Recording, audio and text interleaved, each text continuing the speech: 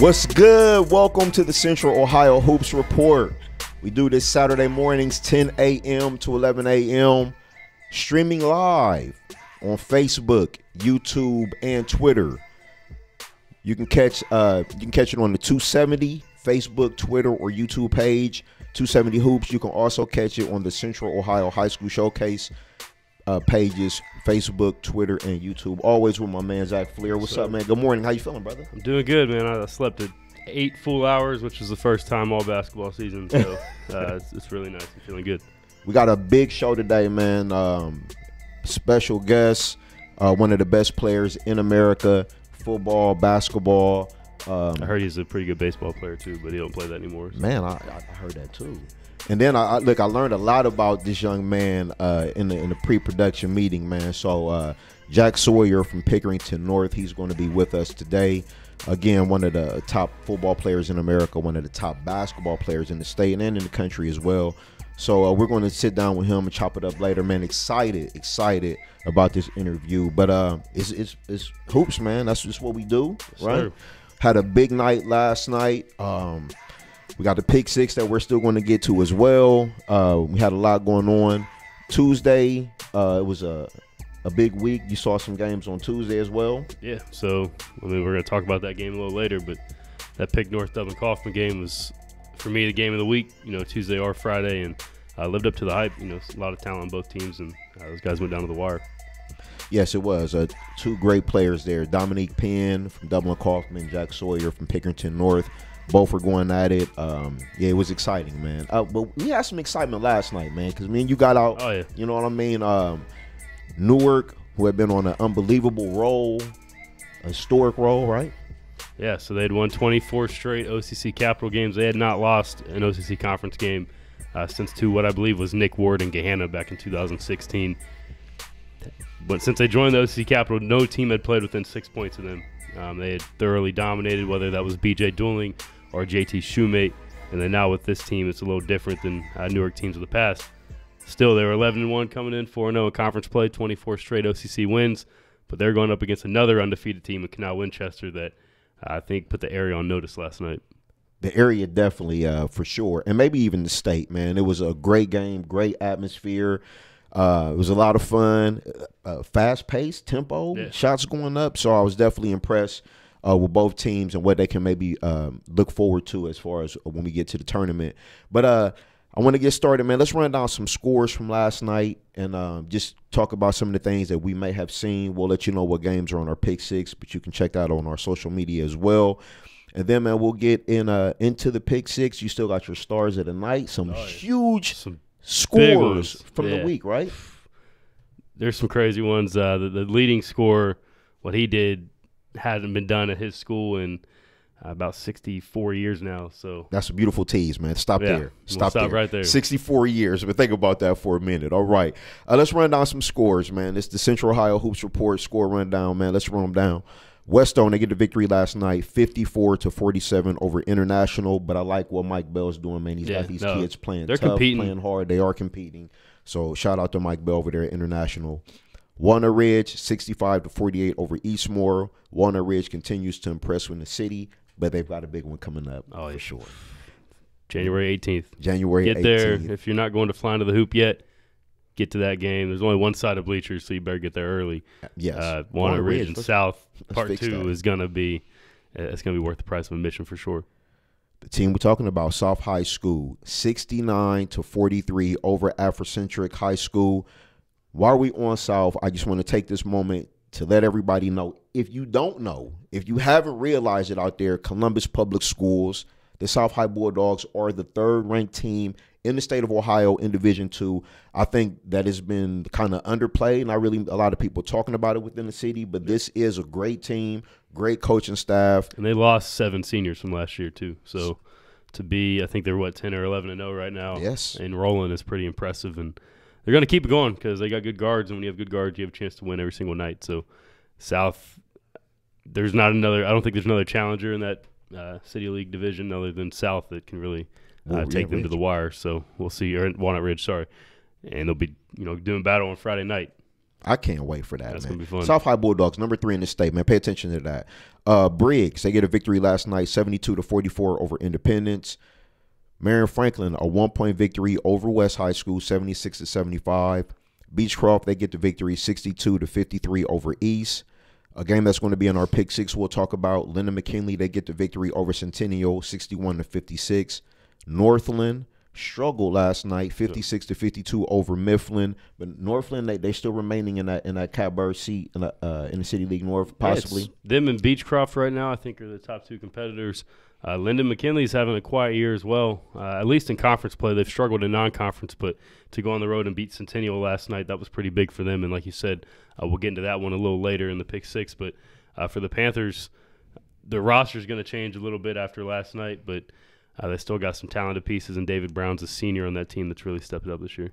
I know some people are going to want to talk about this, and we probably won't have time today, but just the whole rule, the transfer rule, how it's kind of taking effect, and it is going to have an impact going forward. Oh, yeah. Some teams that are very, powerful now, and some teams that are dependent on players, the rosters are going to shake up, and it's going to play a big part in how it looks when we get to tournament time. Yeah, so just on that, transfer subject, Pickerington Central, they're going to be down 2 starters after last night.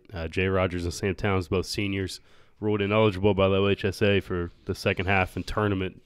And for them, that's 22 points per game combined. And, their family members, they're tight-knit, almost like brothers. They had some chemistry between those two that really fed off on the rest of the team. So it's going to be interesting for Pick Central. They're going to be down probably 3 starters tonight at Eastmore because Colton Landis is battling an ankle injury. So we'll see if Eastmore has a chance against the Pickerington team that is little on the light side right now with the guys that they're losing in that rotation. I did see Colton tweet out last night that he hopes he'll be fine. So our prayers go out to you. Get well, get back. They're going to need you for sure. So, and that's on my soapbox real quick, man. Look, the rule, I understand what it's intended to do, and I do think that there are individuals out there that can kind of manipulate the system both for good and bad. But ultimately, this affects the kids. That is not what we want.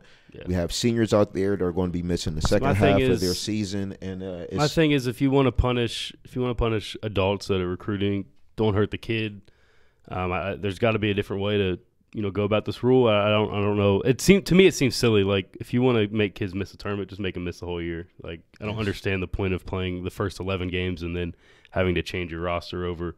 It's just, like you said, it hurts the kids more than anybody else. And absolutely, we're seeing that right now. I think the second half of the season is going to be really interesting with the changes that are going to be happening, and just teams that are going to have to change really their entire rotation. So, and it's going to open up the doors for some teams out there to have an opportunity to maybe make some history for their high school as well. Moving on here on the score rundown, Delaware Hayes, they get the victory last night, 59-39 over Olentangy Berlin. Thomas Worthington, 54-35 over Worthington Kilbourne. Thomas Worthington is a team that I like the pieces that they have. This is a team that can make some noise when we get tournament time. They've already doubled their win total from last year. I think they're 10-2 now. They went 5-18 last year, but they kind of clicked last year late in the season, in the regular season. They took down Westerville South, and Westerville South made it all the way to the district finals last year. So Thomas is a young team. They got some sophomores on that squad that can really play, but the key has been White. He had 22 points and 14 rebounds last night. If he can continue to be a force on both ends of the floor, I think this is a team that could be a sleeper contender maybe for a district final or district semifinal. So keep a look on the Cardinals. They're in the OCC Cardinal. They're right there. Everyone's gunning at Hilliard Bradley. So they got kind of beat down the last time they played Bradley, but they got them again coming up, and I think they'll be much better than the first time around. All right, and look, also like the show, share the show, comment on the show. We love to hear your comments out there. Again, we got a big show today. We got Jack Sawyer from Pick North is going to be on with us. So let's hear those comments out there about maybe the rule, how you feel about it, just your teams. Will this affect your teams, your favorite teams out there? Will it not? Maybe benefit your team as well. So let us know what's going on out there. A team that had the biggest win last year in the tournament, Mount Vernon, when they knocked off Pickerington North, they get a victory last night, 49-43 over Mansfield-Madison. The game we were at last night, Canal Winchester versus Newark. Canal Winchester gets the victory, 67-61. That game will be in our pick 6. We'll talk about that more as well. Westerville Central, they lose to Westerville South 69-45. Westerville South trying to gain some traction. Upper Arlington still without Max Martz. They struggled last night against Dublin Kaufman. They lose 58-34. In a game that I thought could be, this game is in our pick six as well, as was the Dublin Kaufman Upper Arlington. But I didn't know if Pick Central would kind of get out on Gahanna and kind of beat them up a little bit. But Gahanna surprisingly kept it close, 54-63. They lose to Pick Central. Just looking on the Gahanna side of this, seeing how close it was when we get to tournament time, is this going to be a team that, my guy Sean Jones, can he spark some magic with this Gahanna team? I think they got maybe win a couple games. I mean, they're young. They got one senior. They've really adjusted without Josh Corbin because it's looking like he's not going to come back this season. So I think they've kind of accepted that in their minds and have realized that they have to get better without him.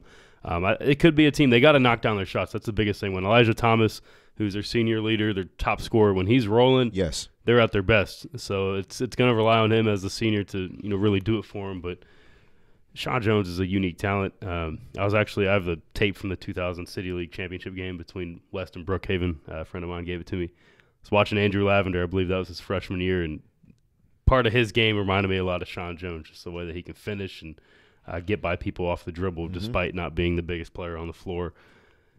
It's going to take a lot. It's not easy as a freshman to win in the district tournament, but I think Sean's good enough to take that Gahanna team back to at least the district semifinals, where they lost last year. Absolutely. As we keep running them down, Hilliard Bradley defense is that's their calling card. They are very, very impressive on the defensive end. They get the victory over Hilliard Darby 56-25. Dublin Jerome, they beat Dublin Scioto 56-43. We'll talk about Jerome for a little bit. So, please. Dublin Jerome, we haven't really discussed them a lot yet, but they beat Delaware Hayes by 15 on Friday night or on Tuesday night, and then they win last night against Dublin Scioto. Richie Beard, their head coach, he really worked this whole offseason to get them to shoot the ball at a higher level. They made, I think, 58 threes last season alone. In their first 11 games, they've knocked down 98. Wow. So they have totally Doubled flipped the script on the way they play. They're a lot different from the OCC Cardinal teams in that division. They prefer to play at a high tempo because Richie came from Whetstone High School, so he takes some of those City League principles that he had at Whetstone, and he's applying those with his team now. But they got a junior, Dan Lee, who has been the difference for them. Didn't play varsity last year. He had 17 points last night. I believe he had 15 on Tuesday night. And then the senior, Trey Ballingy, is another player. Underrated, but he's one of the better wing forwards in that senior class. Held Taryn Kinsway of Delaware Hayes to 4 points on Tuesday night, and then I think he had 15. So Jerome's the team. They could surprise people. When they're hitting shots, they got the potential to play with anybody, and they only lost to Hilliard Bradley by, I believe, 7 or 9 points and put up 51 points on Bradley, which I don't think another team has scored over 50 on the Jags yet. So keep an eye on Dublin Jerome. They got 12 seniors, which is kind of unheard of anymore, and they're gelling at the right time. So. Absolutely. Big Walnut, they get a 2-point victory over Groveport, 51-49. Nikki White, she commented and said, "Please tell me that Liberty lost." Nikki, I'm sorry. They did not lose. Olentangy Liberty, they get the victory over Olentangy 64-53. Galleon over Buckeye Valley 64-61. Olentangy Orange, they fall to Westerville North 69-65. Pick North, led by Jack Sawyer, they get the victory over Grove City last night, 78-51.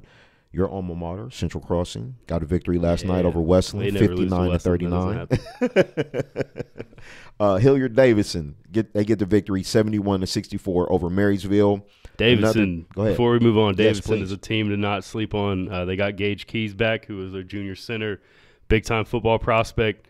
But he's also really good on that basketball floor. They have, I believe, 4 or 5, maybe 5 or 6 guys over 6'4", and quite a few at 6'7". They were long, when we watched them play. They didn't have Gage Keys yet. Gage is a bruiser on the inside and he's got a lot of skill around the basket. So Davidson could be another team. I think they play Bradley here in 2 or 3 weeks.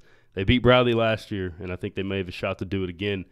Because it's the way they play. They play a slow-down game, but they also can play up-tempo, as last night, 71 on a Marysville team that can really light it up. So don't sleep on Davidson. I think that's a squad. I think they're maybe 11-2 now.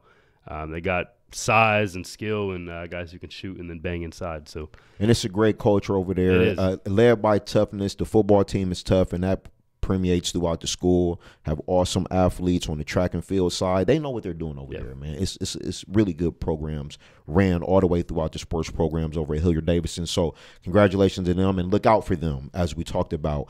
Another game that's going to be in our Pick Six we'll talk about. This one, I'm kind of surprised by the score. Jonathan Alder, 58-40 over London. London was a team that had been getting a lot of buzz.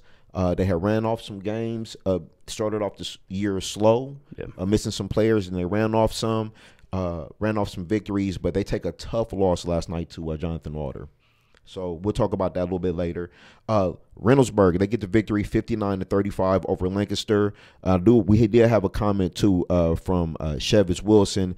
He talked about the rule, and he said that rule was definitely going to help out Reynoldsburg. So we'll see. But that's a team that has talent. Yep. They can make plays, but we'll see how their season progresses. They've not been there in the big game. We need Reynoldsburg to be there in the big game so we can continue, because the talent's there. Let's make some plays, big guys.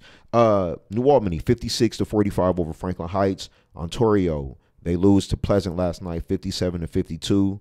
West Jeff, 64-50 over Cedarville.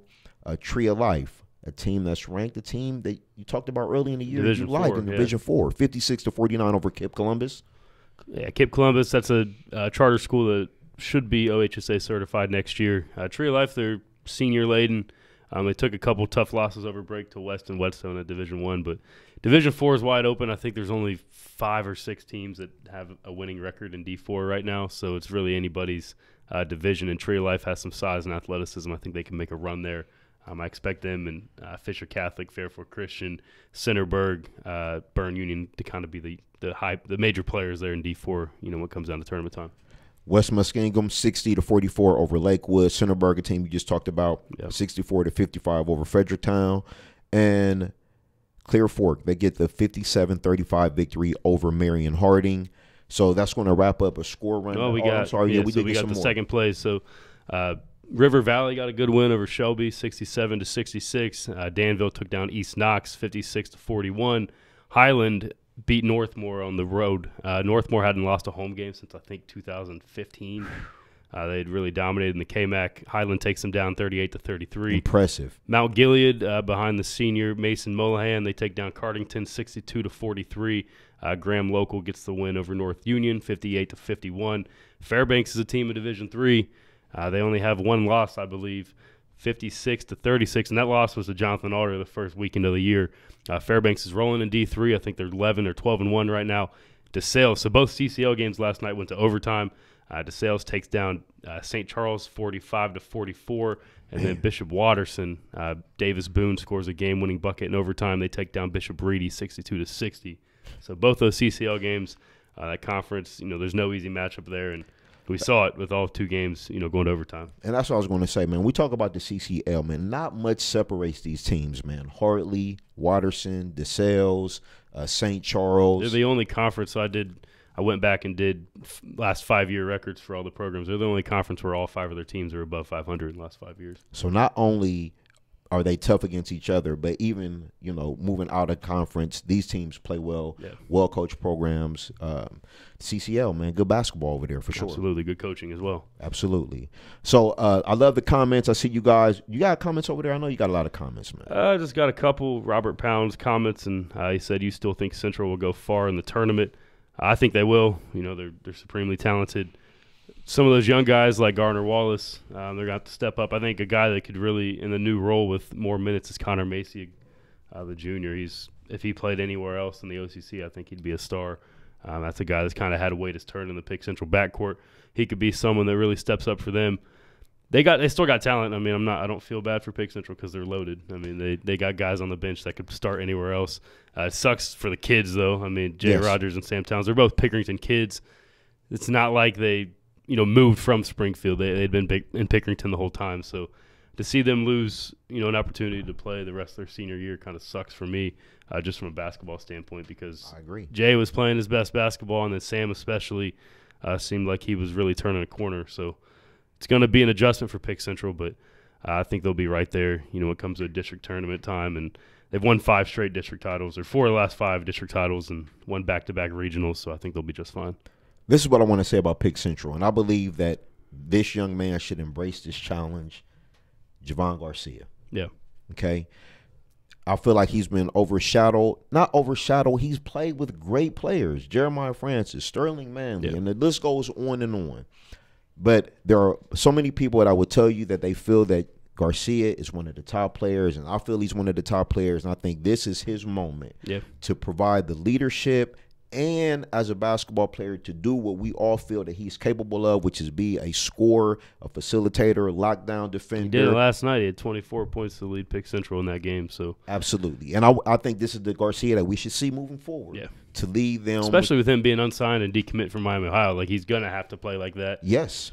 To get them far in order to get, some of those mid-major offers that he was coveting there in the summer. So it's going to be a challenge, but I think Pick Central is still loaded, and it hurts when you lose two seniors like that, but they still have some pretty good talent on that roster that can take them far, especially in this area. They're still supremely talented and have great coaching that have been there and done it before. So, hey, Garcia, it's your time.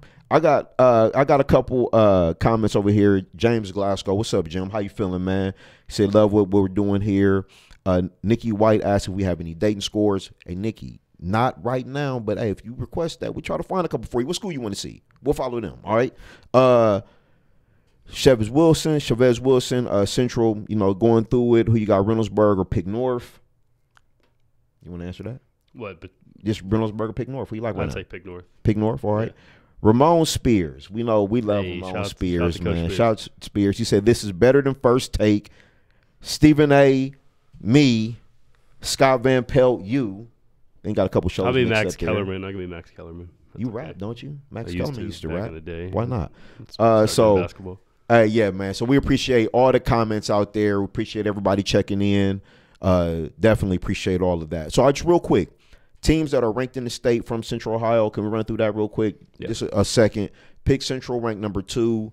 Hilliard Bradley around number 5. Dublin Kaufman moving up. Okay, after some big wins this week, Dublin Kaufman is going to be moving up.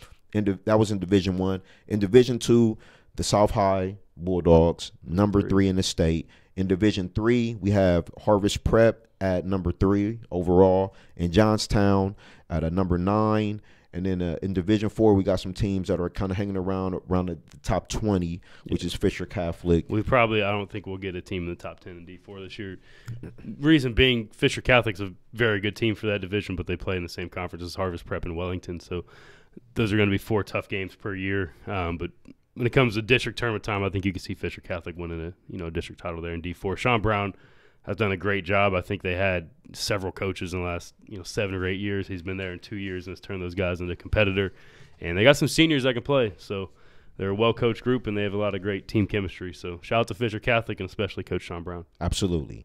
If we no more comments for right now, let's get on to the Pick 6. This is brought to you. This segment is brought to you by Just Hoops, by Shoot Away. Just Hoops is a basketball training facility located in Powell Lewis Center, just 10 minutes from Interstate 270 off Route 23. If you haven't been there before, you have to check it out. The facility has 10 shoot-away guns for players to maximize their shooting reps, while also featuring ball handling stations and Vertimax training. On top of all that, Just Hoops has a tremendous staff of coaches developing players on all levels. Just Hoops offers a free trial session for first-time visitors.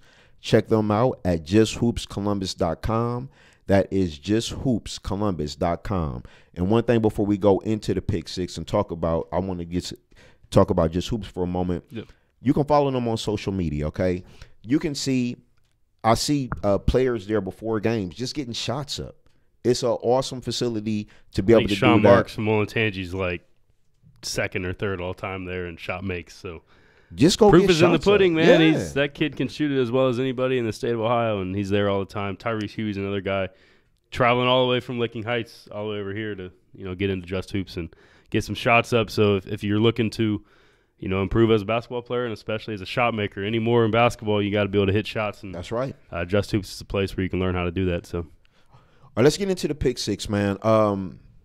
Couple games that I want to get into, and we might go out of order from what you see on the screen, but don't worry about that. But I want to talk about this London team.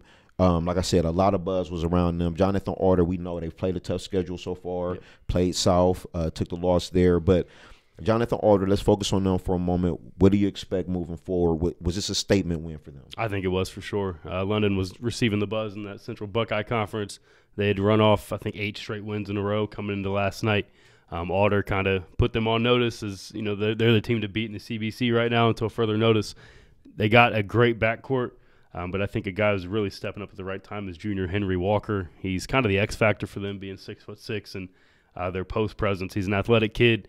Had a poster dunk last night that I think is either going to be up on 270 or will be up soon.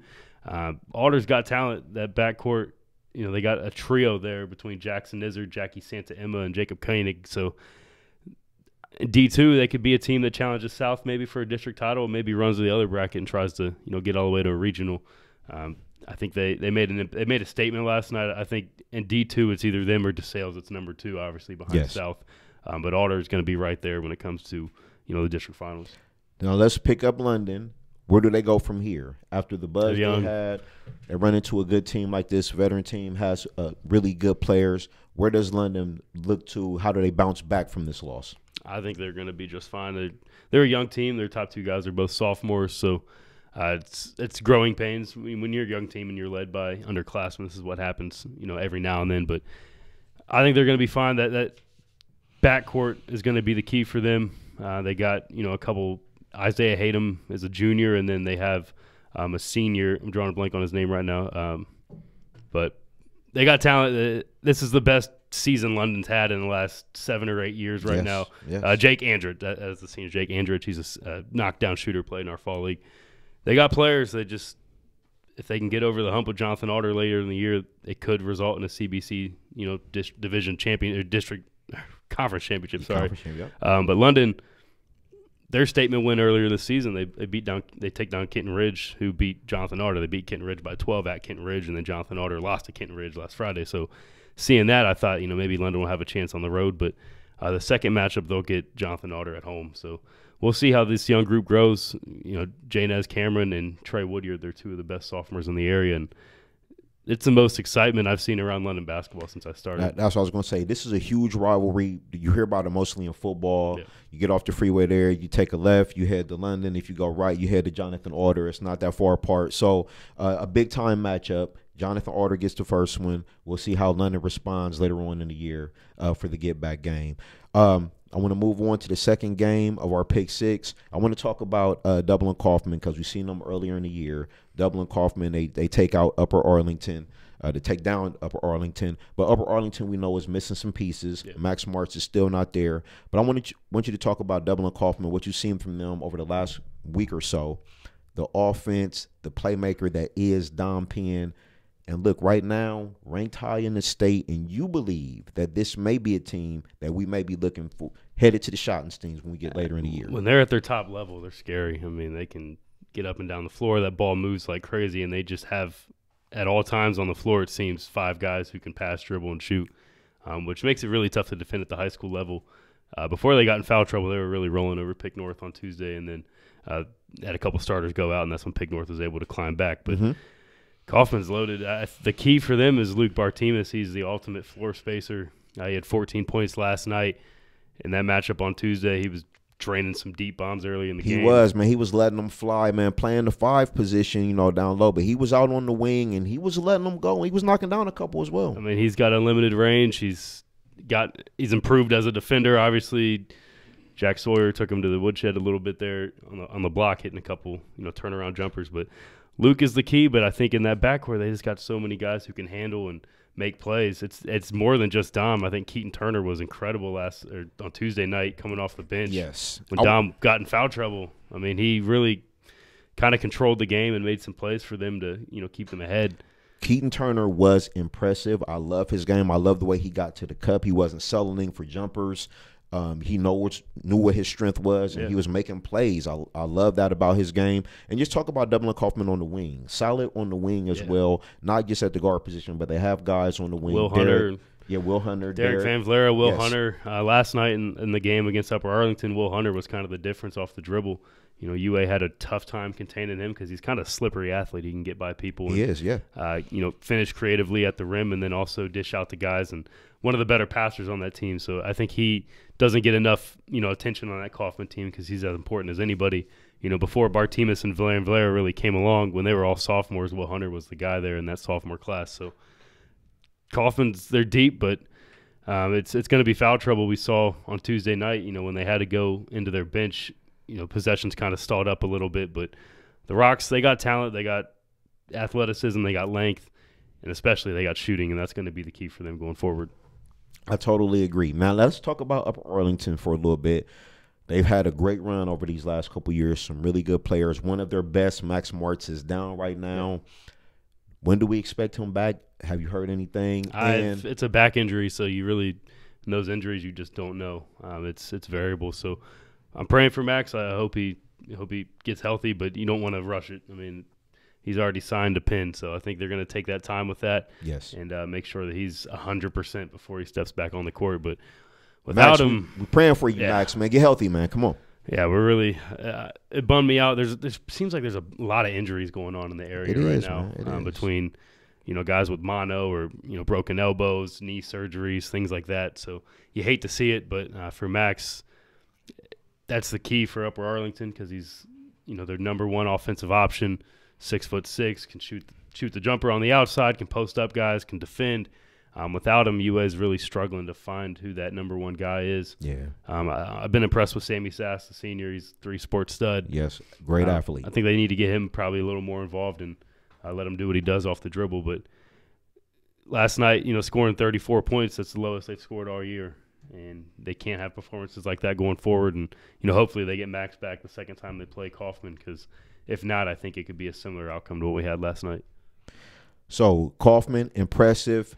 UA dealing with injuries, but I'm sure if they can get healthy at the right time before they get to the playoffs, I think that they'll be able to coming into this season, I don't know why I know this, but in the last 5 years, Upper Arlington had won 107 games. That's impressive, man. Before this season. So that was number one in the area. I think the next team had maybe six less than what they had. So they had a great group, man. They did. I mean, a great group. You go from Kevin Vanatta's group, and then you get Dane Goodwin right after that. Right. So you really don't take a bounce back. And then when you have Dane Goodwin, you have Ino Steger, who's playing at Western Carolina now. And then when Ino's a senior, you get Max Martz, who's a freshman. So they've seemed to reload. It's the young talent is still coming along there, but Tim Casey's got a great program going on out there. I mean, they seem to compete. They seem to have the same style every single year.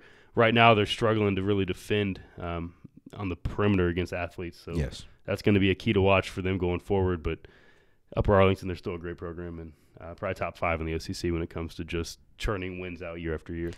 Let's go to the City League, man. Let's head to the north side. Centennial versus Lyndon McKinley. This was a matchup between Chance Gross, who you love at Lyndon McKinley, and somebody that I think is underrated on the basketball scene, but people should take notice. This kid has game, has great genes, and that's Miles Martinez at Centennial.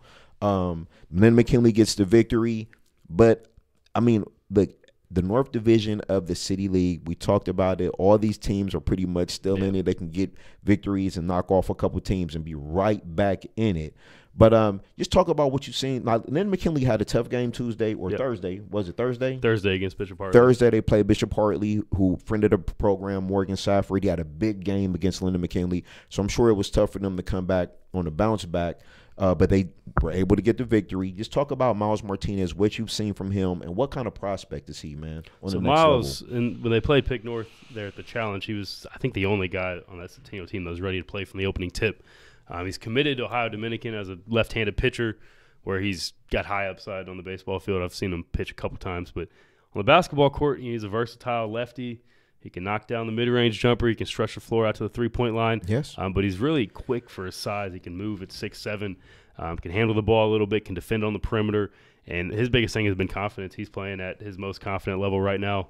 In our fall league, he was one of the better performers. And in that senior class, I think he's improved as much as anybody. So he's going to Ohio Dominican for baseball, but I think he could serve a role in that basketball program because he's got the genes. His dad, Jamel, played at Kentucky back in the 90s. Mm-hmm. So when you have high major bloodline like that, the talent's sure to get passed down a little bit. So for him, he's the key for that Centennial team. But their biggest problem is consistency. They got some young players on that team that, sometimes they look like they're ready to play. Other times it doesn't appear that way. So it's going to be discipline for them, making sure, guys get to practice and are there on time and doing what they got to do. But the little things.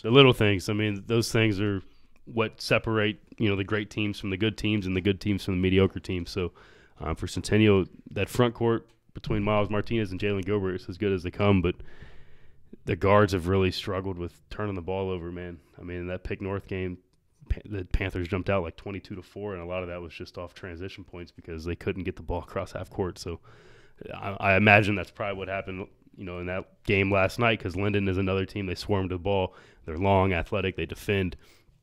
And despite being, 5-6 overall, they're 4-2 in the City League, and just one game back of Beechcroft and Northland. So like we'd said, City League North is wide open. But it's kind of funny. It's coming back down to Beechcroft and Northland there, right, in the top two. So absolutely. Let's move on to a game that we have today, which is Fisher Catholic versus Harvest Prep. CJ Anthony and the guys, they're rolling along. He had the game-winning shot a couple weeks ago. That was awesome. I feel great for him on that as well. He's a great player. I'm no kid too. Yes, absolutely. So let's talk about that. Fisher Catholic, they come off a loss last night. Can they rebound? Can they give Harvest Prep the kind of game that we're expecting? Or is Harvest Prep just right now too good on a roll, and they have the ultimate goal that's ahead of them, and they can taste it? In that MSL division, it's not many teams have the guards for Harvest Prep. They're going to pressure you like crazy, and that's really what they do in those conference games. I mean, they can put up 100 points on any night. I think Fisher Catholic, they're probably going to slow down a little bit and try and control the tempo. But when you have guards like C.J. Anthony and then Brandon Beavers, Avanti Duncan's a senior off the bench I like a lot. He comes in and provides them with some great energy. The Warriors, man, they're just so deep right now. They're not as big as they have been in years past. Elijah Glenn's really like their only true post player, but they're athletic as hell. When you have C.J. and then seniors like Sol Hines and Andrew Tate, guys that can get out in transition and finish at the rim, knock down shots. There's just so many weapons there. Fisher's doesn't have the size that Harvest Prep does, but they do have some tough seniors and a great coach. So I think Fisher can keep it close. I see the depth and talent of Harvest Prep pulling away late, but I think Harvest Prep is probably a 10 to 15 point favorite in this game. But I could see Fisher Catholic, make it maybe a little interesting there in the third quarter and maybe into the fourth. All right, let's talk about these last two games, man. Pick Central versus Gahanna. We'll spend some time on Pick Central. We talked about them earlier, but they're going to have some losses. Gahanna, we know Sean Jones leading that group. They have some youth and some talent.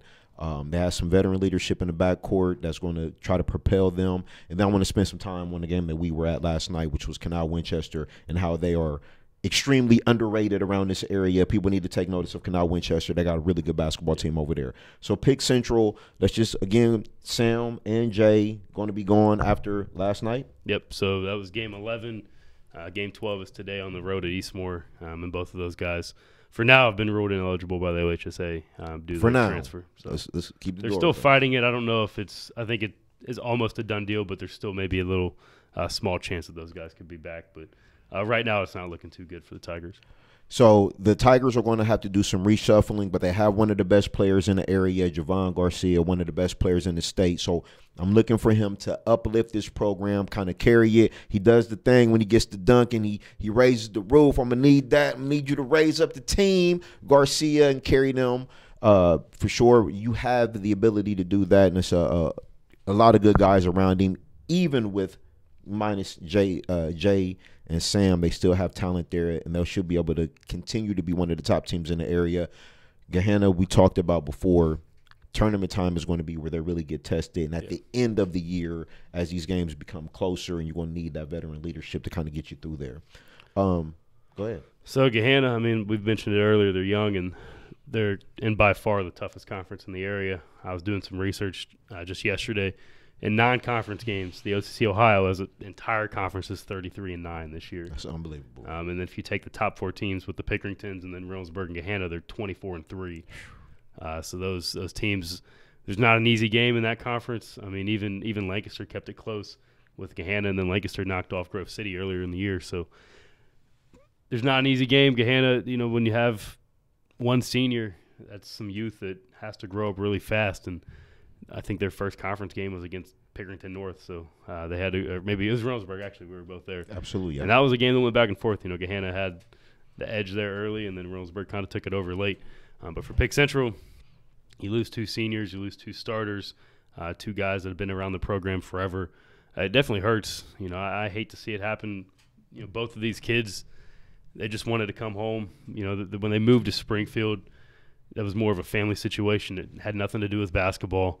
They took that basically as an international baccalaureate program that they enrolled in at Springfield. Sam Towns Sr. would drive Jay and Sam all the way to Springfield and back every single day. And it was really – those kids needed a change of environment, change of scenery, because they were kind of going down the wrong path as freshmen.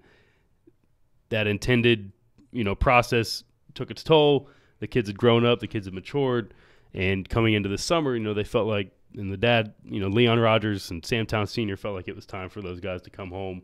They had matured. They had really gone through the process they had intended by going to Springfield. So to see them now, being eligible for the second half of the season, it hurts for them. Again, I didn't mind the last transfer rule where you sat the first 11 games. I thought that made a little more sense than this. Yeah. But I understand, other small schools that don't get transfers. I can see where they would be trying to deter this, trying to deter this and maybe even the playing field in their eyes. So it hurts for those 2 kids. I just, more than anything, I just hate to see kids lose opportunity. And for those guys, they're both, seniors that haven't committed anywhere. I'd love to see them get an opportunity to, play with their brothers down the stretch and, maybe earn a chance at further college opportunities. And for all adults involved, man, and that's from parents to coaches to administrators, the Ohio High School Athletic Association. Sometimes we make these rules, and it's kind of like one person slams their fist down and says, this is it. I think we need to open up this dialogue. I need more people involved, brighter people. Not to say that people at Ohio High School aren't bright, but just other minds that can come and find out a way to get this to a point where we're not taking this opportunity away from the young men and women. I mean, I think recruiting definitely needs to not be as rampant as it is right now. That's true. Again, if adults are the one breaking rules, I'm just not sure that the kids should be the one that, pay the price. So that's my beef with it. Like, I understand the logic behind the rule, and I understand, trying to level the playing field when you have guys that are being recruited into other programs. But again, I just don't know if kids in Paris should be punished for doing what they feel is right for their children. I mean, you only get 4 years to impress, the right college that could offer your son. So sometimes that involves a change of scenery and going to a different program. There are kids that have to transfer because whether they're in a program they're not being developed, or they got a coaching staff that really isn't invested in the kids and they feel like they have to make a change. I just hate to see those guys, be affected. The young man we talked about the first show, Khalil Kamara from Westland, he's ineligible for the second half of the year, even though he moved from Philadelphia here. He even can't play for Westland for the second half, and I hate to see that for that kid because he left Philadelphia because it was a rough home environment where he was at, Northwest Philly, went to a public school that was one of the toughest in that area, and moved in with his sister here in Columbus, who she lives right across the street. It's a stable home. I talked to the kid. He said for the first time, like, he feels safe where he's living. He doesn't have to watch his back when he, leaves the house. And, Westland, they're like 2-9, 2-10. It's not like they were, a powerhouse program recruiting a player. But from the OHSA, I emailed the OHSA to kind of get the understanding behind the rule. They said Ohio has a bylaw that says if your parents don't live in Ohio, you're ineligible to compete in sports in Ohio. So Khalil's mom, even though, he told me that custody was changed, mom still lives in Philadelphia. So that was, from what I understood, from what I was, told by the OHSA, that was the reason for, why he's ineligible for the second half of the season. It's a sad state. But we'll everybody that's involved in this will all keep working, I'm sure, to get this rectified and cleaned up. So, last game of the Pick Six. Let's talk about it. History was made last night. Newark had a 24-game conference win streak. Canal Winchester. I told you what I got from the game. Canal Winchester was tough. They're tough. Yeah. Physically, mentally, they never stopped going hard at Newark. They were going at Newark from the opening tip. Like as you wrote, opened the game on a 22-7 first quarter lead. And Bilal So is that dude, man. Yes, he is. That kid. If you don't know him, say it again for me one time. So he actually started last season on JV, and his first varsity action was against Pickerington North, and I think he hit 4 or 5 threes that game, had about 16 points. Since then, they haven't been able to take him out of the lineup. Last night had an efficient 26. He probably could have had 40 if he got a little more touches there on the block, because he could have taken some selfish shots, but he always made the right pass and got guys open. So this junior, Bilal So, is a stud, but I love Brady Snyder. And then a guy who doesn't get enough recognition is Cole Metzler. He cleaned up the glass last night with 15 rebounds. He had 12 in the first half. 15 boards, and I mean, he was aggressive. He was going after balls. Offensive rebounds, he had like 4 or 5 in the first half alone. That led to second chance points. So he was a perfect match for Bilal. Yeah. Got an inside guy and outside guy. So yes. They got pieces. It's the three-headed monster there and then Brady Snyder, the senior, 12 points, 10 assists, got him going with scoring early on, and then I think he just started facilitating after that and got Bilal involved and got Cole involved. They're 11-0. You don't go 11-0 by accident. You can't get better than that right now. And beating Newark, that's the biggest win anyone in that division has had. It seems like teams in that division, since Newark was moved to the capital, they'd play close with Newark, and then Newark would kind of make a run in the second half, and those teams would fold. It felt like that was going to happen last night. It was about 56-54 with, I think, 6 minutes to go, and Canal they responded with like a 6-0 run and brought it back to 8 points and didn't let go of that lead going forward. So for them, that showed me a lot of mental toughness that they have. Newark comes at you in waves, and they travel like crazy. So when they don't like a call, it feels like you're at Newark. It did feel like that last night. Shout out to the Newark crowd for coming. They came to play. They always do. Canal Winchester's crowd came to play. It was an awesome atmosphere. Look, from football to right now in the basketball 11 games, Canal Winchester hasn't lost a lot of games, okay? No. So people need to take notice of that program at Canal Winchester. They're going to do some upgrades to the facility. This is going to be, if they can get the right personnel in there, athletic director down, this is going to be one of the top programs in this area when it comes to athletics. They're putting the pieces together right now. So watch out for Canal Winchester. Bilal So. Watch out for these young men in the post. I was worried. He shot a lot of threes in the warm-ups. I said, I hope this big physical-looking guy doesn't come out and jack up a lot of threes. And when the game started and the whistle blew. He's got a good inside-outside game. He does. He made a couple threes, but he was down there, put backs, tough to guard in the post. He's got like a Kevin Durant wingspan, too. Yes, he does. He's probably 6'4", but that wingspan's 6'9", 6'10", blocking shots, rebounding, going up over guys, and just snatching that ball down. It's a great player, man. That's a great complimentary piece when you have, a ball handler that can score like Brady Snyder. Extremely impressive. So they take down Newark. Again, Newark had a 24-game win streak snap. They're going to be fine. They're good. Yeah, Jeff Quackenbush is as good as they come when it comes to coaching the OCC. Let's move on to something fun, man. That was the end of the Pick Six.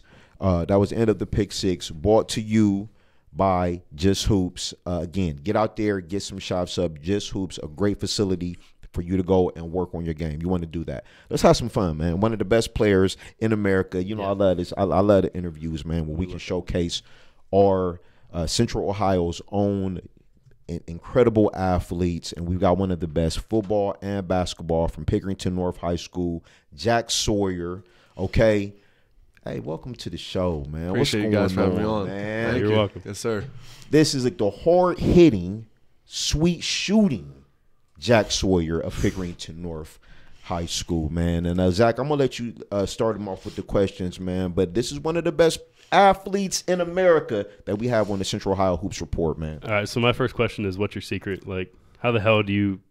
How are you so skilled in basketball when you're a 5-star defensive end that is on the radar of every college coach in America? Where do you get the time? I mean, I don't know. It's kind of hard sometimes, but I guess I get it from my parents. My mom was one of the best basketball players, in the country when she was in high school. So I guess I kind of get a lot of her genetics. Oh, yeah. A lot of her work ethic. And my dad was a great football player as well, just didn't really have the size. So I guess that's where I get my my athletic ability from. Look, you brought it up, so let's talk about it. Your mom, Michelle Sawyer now, but Michelle Shea back in high school. She went to Pickerington Central when there was only one Pickerington school. She's one of the best players that ever come out of this area, out of that school. I remember her beating my high school, stopping us from a couple state championships, as we talked about in the pre-production, man. So just talk about what that's like. Just talk about growing up. Was that something that she brought up to you a lot? Like, hey, this is what I did, this was my path, or is this something that you just kind of learned growing up? She never really liked to brag about herself. My parents wanted us to be, me and my sister, be our own people. So they just kind of instilled in us to be hard workers, be good people as well, just take care of stuff in the classroom and on the gridiron or the hardwood. And, if you work hard, be a good person, things are going to be good to you too. That's awesome, man. Definitely. Outstanding family, incredible genetics. So there's no surprise that you're here. This is a basketball show, and I got that, but I want to take you back a little bit, okay? Just talk about the season you had. It was impressive. It didn't come out in the amount of victories and the playoff performance, the playoff berth that you guys would have wanted at Pickerington North, but you still got a lot of great players, a lot of great performances. But just talk about your season individually. Did you get what you expected from it this year? I thought it was a great season. I thought we were rolling early on. We go and play a Western Central team that was one of the best in the area at the time. We beat them 56-0. Yes. And, at that time, everything was high and good. They were talking about us being one of the best teams in the state. And then we kind of had a letdown in Dublin Coffin. One of our best players gets hurt, Ben Johnson. Mm-hmm. They come back and beat us. And then it's kind of like, it's Pick North done. We kind of struggle a little bit more, get a tough win, and then lose to Pick Central, which is kind of, a tough loss. It's always a tough loss to lose your rival. And then there are people wondering if we're going to get in the playoffs or not. And then we go and lose one to Lancaster too. And, it was tough not making the playoffs, but I feel like we had a great year. And next year is definitely going to be even better. I do believe so, man. I got a chance to watch you play a couple times, man. Just the aggression, just the size, the speed, the athletic ability. You also play some offense. Yes, sir. All right, caught a couple passes out there. Just talk about playing offense. The defense is your calling card. But do you like to get your hands on the ball and make plays and get in the end zone? Most definitely. I love scoring touchdowns too, but getting sacks is probably my favorite. But like you said, I catch a couple passes a game too. Whatever I can do to help the offense get going. I like having the ball in my hands and making plays. It's all fun to me. So I just love doing it. Absolutely. Again, this is one of the top recruits in America right here at Pickerington North High School. Jack Sawyer, one of the best players. Zach, I'm going to let you hit him with some basketball questions, and I'm going to come back with some. You might. Question first. Well, keep going. Right, so, let's go. Yeah. There's been some major coaching changes in the Big Ten lately, especially at Ohio State. Ohio State was one of the first programs that were on you early. Yes, sir. What's your relationship like with Ryan Day? How do you feel about him as a coach, and how do you think he's going to do at Ohio State? Yeah, me and Coach Day, early on when he first took the job, he made one of the first stops to come see me, which means a lot to me. That he'd come and see me early on when he has a bunch of 2019 recruits that he has to keep locked up. And so I did visit down there too for a bowl practice, and we had meetings with him too. And I have a great relationship with him so far, and I feel good about Ohio State right now. And then Coach Al Washington is in Michigan. According to 24/7 Sports, that was your recruiter. What's your relationship with Al Washington, and how do you think he's going to help Ohio State's? So he was the first guy to ever recruit me. Cincinnati was my first offer, and he was the D-line coach there. He was the first guy to give me an offer. So me and him have a great relationship ever since he was back in Cincinnati, and then when he went to Michigan too. So yeah, we've built a great relationship over the years. And then on the basketball court, so we talked about this before the show got going. That turnaround jumper, you said you don't know really where it came from. Against Dublin Coffin, that is everything you did almost. It was dominant. Just talk about where you learned to shoot that shot, and then how you're going to use that shot going forward when guys try and defend you different ways. Just talk about where you learned that shot and just how you're using it right now. I think I learned it in AAU this season. We were playing against Indy Heat. I think they have a couple 6'10" kids. I wasn't getting my shots off easily, and one time I just stopped and turned around and hit one in a 6'10" dude's face. And ever since then, I just kept doing it, and it kept working. So it's became one of my main moves, and I'm just going to continue to keep using it until someone can stop it. So that's how I feel about it. If there's anyone in the area that can stop that shot right now, for me, it's the best turnaround fadeaway I've seen since Seth Towns. For you, George Reese, man. Compared him to a legend from the 90s. Yeah, George Reese, back from Independence, man, and Ohio State fame. I think the shot is physical, right? Oh, you yeah. get a chance to be physical up on the shot. But then again, it's a new day and age, and everybody wants to shoot the three. And I appreciate the fact that you go down there, Yes, sir. kind of like a LaMarcus Aldridge who scored 56 points the other night. It's an easy basket for you. You got the size to shoot over people. So I think it's an awesome shot, and continue to master that. For sure. You know what Yes, I mean? sir. But the thing I like about you on the basketball court, you do it all. Okay, you facilitate, you get your teammates involved. Just talk about what it's like on that end as well, playing defense here, just playing the whole game, not just a score, but doing everything that you do. Yeah, so I mean, basketball is obviously one of the biggest team sports there is, and I don't want to be a ball hog, but obviously, I can score the ball and I want to do that for my team. But moving the ball around, just getting better shots when maybe my shot's not the best, kicking it to the open man just makes our offense move a whole lot better. And then, obviously one of my biggest things I like to do too is get rebounds. Rebounds are a big part of basketball. If you out-rebound a team, most likely you're going to win the game. So I like being aggressive on there and helping my team get boards, more possessions, more points. That's a big way to win the game in high school basketball. I've been impressed with your toughness ever since your freshman year. I mean, you were on a team mainly of seniors last year, and I mean, if a guy made a mistake, like you weren't shy to let him know. Yeah, and yes, I sir. think that was really cool. Just watching it. I remember that Dublin Kaufman game last year. I'm like, this dude's a freshman, and he's like grabbing dudes by the jersey and yelling at him. I just love that. Talk about your toughness. I mean, you can't be the type of player you are in both sports without being tough. Like, where did that For come sure. from? Is that did your parents instill that in Oh, you? yeah. That definitely comes from my parents ever since I was young, playing me up, not letting me be just the greatest player in my grade, always making me play against older kids, just instilling with me everything I do. Everything's not going to be easy, so playing in the backyard against my mom and my dad, they never let me win. So that probably comes with, being tough. And especially with football just makes you a tougher player, tougher person in life. Because, you're going to get hit, you're going to get knocked on your back. It's how you get up and keep going, and that's where it comes from. Let me take you back to being a young tyke, like you talked about, being back there with mom and dad and everything like that. The sports you played growing up, obviously you were playing football, you were playing basketball. Another sport that you talked about, you played baseball.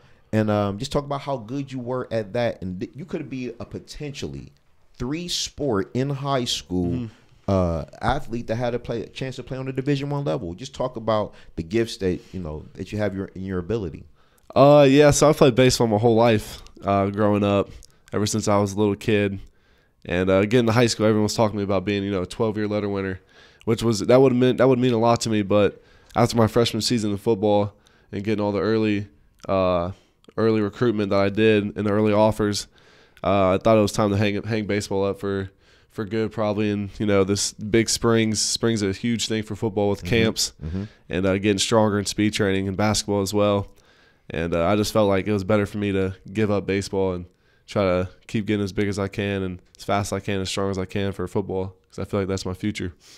Man, I wish I was like good like that in just one sport, But Absolutely. To see a player like you just doing it on both courts or both fields, both courts, and just being as skilled as you are, it's really incredible. Because it seems like not a lot of guys, put the work into their skill development. So to see that for you, being busy literally all summer and spring and fall with football, to still have the time to develop into a reliable post scorer with the turnaround jumper, and then obviously your post up ability is really fun to watch. For you, you guys had a disappointing end to your basketball season this past year. Yeah.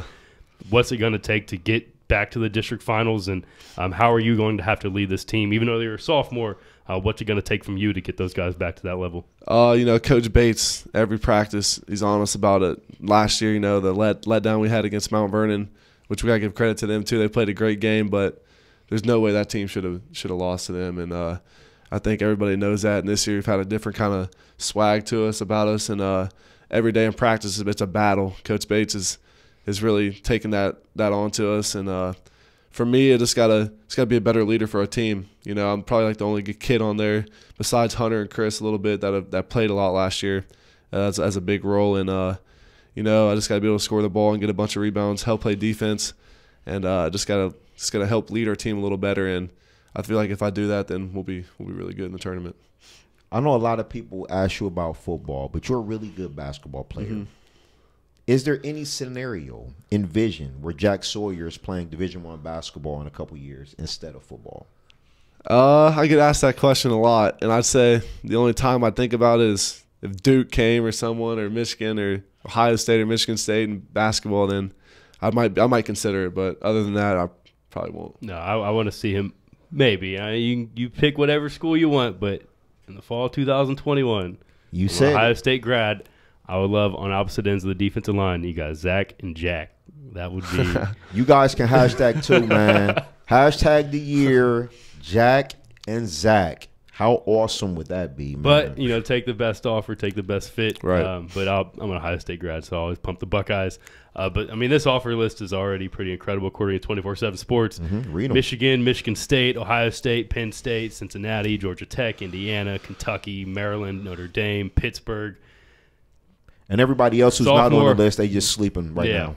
Or there may be offers that aren't reported, but some pretty great programs on here with a lot of defensive line talent. A school like Kentucky, Josh Allen's been an animal this year. Yes, one of the top players drafted. I like what Coach Stoops is doing down there as well. They're taking guys, especially guys from Ohio that didn't get the Ohio State, Michigan offers, and coming down there and turning into great great football players. So that's congrats again on just your recruitment and everything that's going on, the accomplishments you're having. There's really, I don't think you can find many players across the country with his accomplishments in multiple sports. If you were still able to play baseball, I'm sure you'd be right up there with the Joey Velazquez of the baseball prospects too. So I love seeing multi-sport athletes. I don't like when guys just kind of specialize to one sport because you never know what opportunities could be in those other sports. So again, just congrats on the success you've had, and it's been it's only been a year and a half, but it's been really fun to cover you. Appreciate that at this point. So yes, thank you. I want to piggyback on what he read a list of schools there. Some of those are awesome academic institutions. Yes, sir. So we'd like to do a PSA here that you're going to do right now, and I want you to talk about the importance of academics.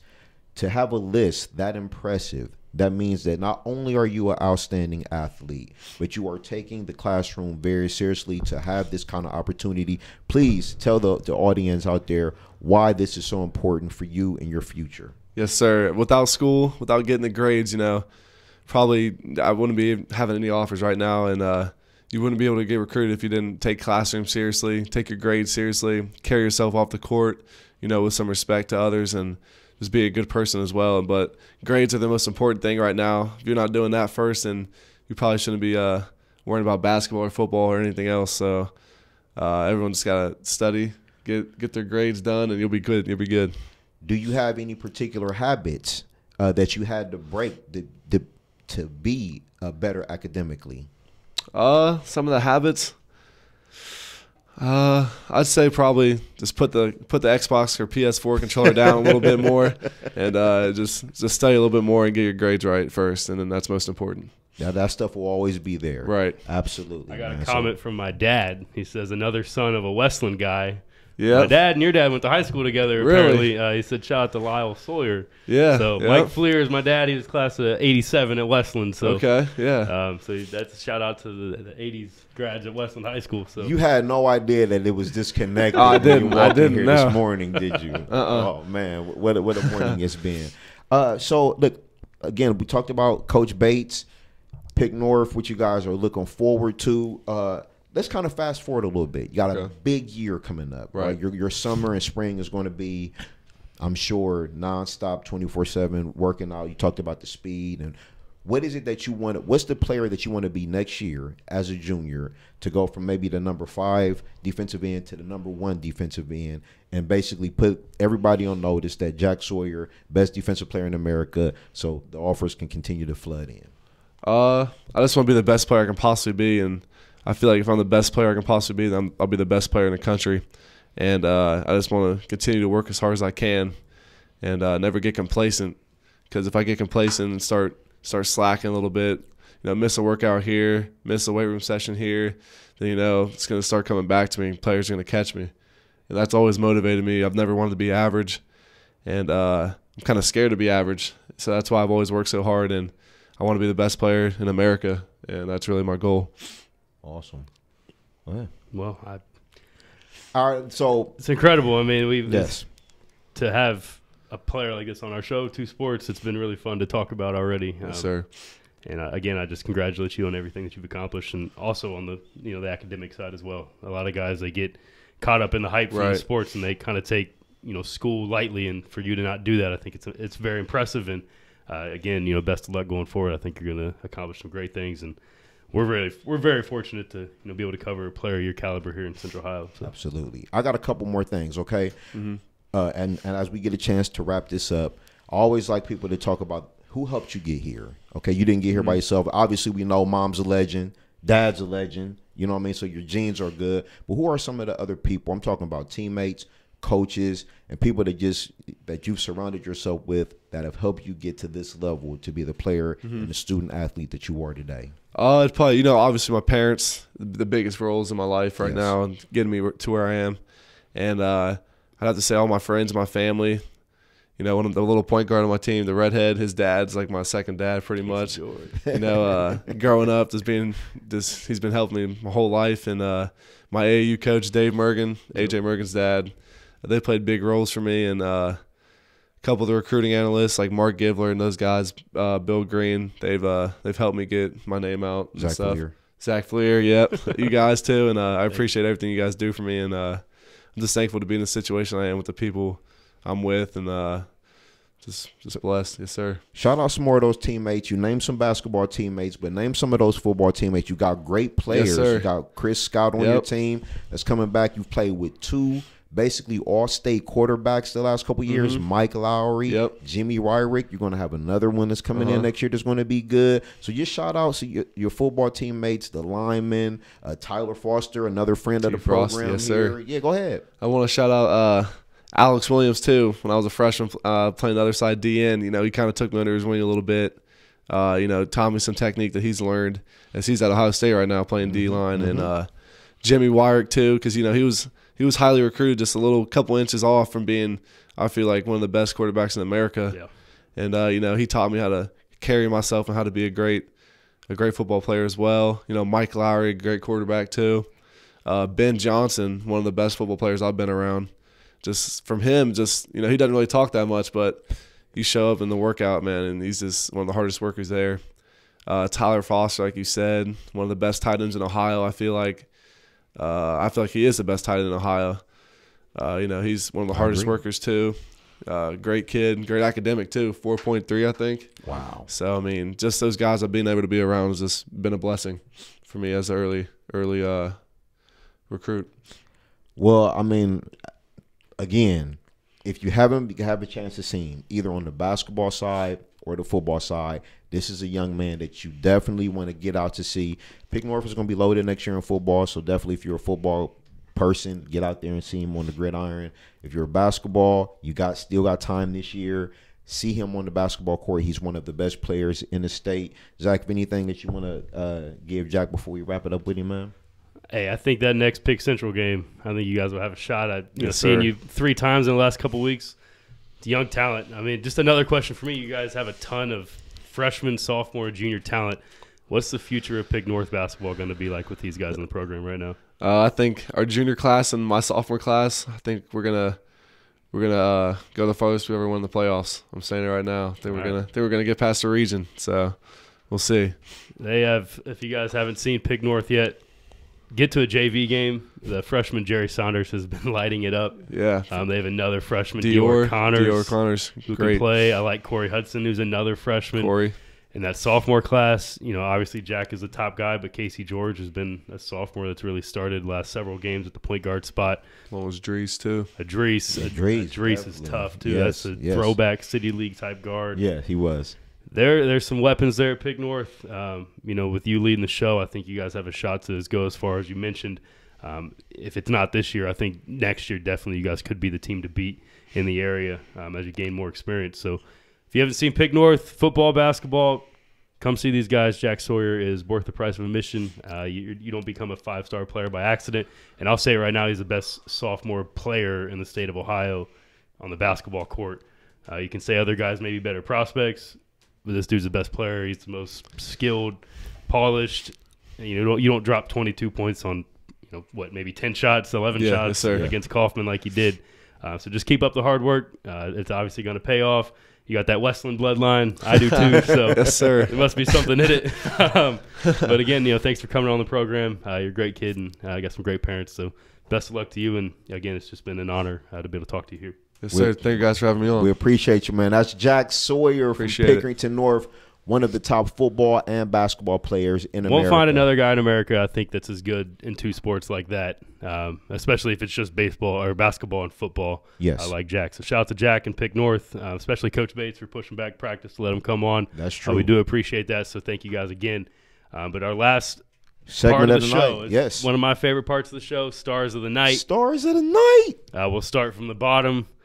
Carter Jones, Centerburg, sophomore, 30 points. They took down Fredericktown, and the KMAC Fredericktown has been one of the better teams there. Carter's only a sophomore. He can really play. Shout out Carter. Jones, wing forward, can knock down shots, can play in the post. Just a tough kid. Ben Roderick had 31 points last night for Olentangy Liberty against Olentangy. They get the W. Another Olentangy Liberty player, Nick Nikashian, 32 points on Tuesday night against Gahanna. I believe that was a career high for Nick. He's having a great season. And the loss last night against Olentangy Liberty, that must be the trend here in this section. Sean Marks, 36 points for Olentangy. That's actually not a career high. He had a couple 40-point games last year. Another guy that's in Just Hoops all the time, putting up shots. He's a great player and a great shooter. He definitely is, Sean Marks. Shout out to him. Ohio Dominican got a steal with Sean. Yes. Coach Dan Evans was there all AAU summer long, recruiting that kid. You know, others can say, oh, you know, he's too small, he's not athletic enough. Sean Marks can play basketball, and really big fan of his. Otto Coons, the junior at Bloom Carroll. Hey, man, Otto live in this segment. He's always here. I feel like Otto, he has residence in this segment. And he's another guy that's a big-time football and basketball player. He was amazing as a quarterback this year for Bloom Carroll. He had 39 points on Tuesday night. They took the loss to Hamilton Township, but still 39 points. That's a career high for him. And then the top scorer, Brock Unger of Bern Union, 49 points on Thursday night. Bern Union takes down Granville Christian. Brock broke a Bern Union scoring record that has stood since 1955. He hit 10 threes in the game, and he's only a sophomore. So, man, look at that list. You got sophomores on here. Sophomore, junior, senior, sophomore. And the talent level. Two-sport athletes. Guys that are doing it multiple sports. And what I like about this is, you know, we have a couple rural players out in Bern Union, Bloom Carroll, Centerburg. You know, guys all over Central Ohio are getting it done right now. Absolutely, man. Shout out to Brock, man. Hit another free throw and get that 50 burger. Check out Bern Union. The Rockets they're going to be right there in D4. I really love what Coach Snively's doing out there, and with players like Brock Unger, Chase McCartney, Zane Mergen. They have some talent there. I think, you know, they went to overtime with Fisher Catholic in their first matchup in the MSL. So look for them in the Division IV district tournament. Bern Union's got some players. Hey, we do this when we can, Saturdays, unless Zach's out of town or Jason's getting married or something like that. We're here Saturday mornings, 10 a.m. to 11 a.m., the Central Ohio Hoops Report. Again, I want to thank everybody that was checking in with us, Facebook, Twitter, YouTube. Just continue to check in with the show pages on 270 Hoops and on the Central Ohio High School Showcase, bringing this content to you, man, and bring you some of the top athletes in America right here in our own backyard in Central Ohio. So it's a blessing that we get a chance to do this. Zach, anything you want to close out with the people for, man? I hope the snow stops because I want to watch some basketball today, but it's looking like that may not happen. So everyone on the roads, be safe, and hopefully Old Man Winter stops pouring more snow on us. So it's just so bad, man. No snow in December, and now we get to January. I was supposed to watch Logan Elm today. I've never seen Logan Elm.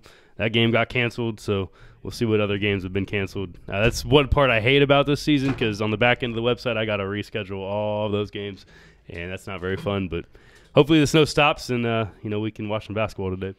It's been a pleasure, guys. The Central Ohio Hoops Report, man. Zach Fleer, I'm Derrick Owens Jr., man. We checking out. Be easy. Peace.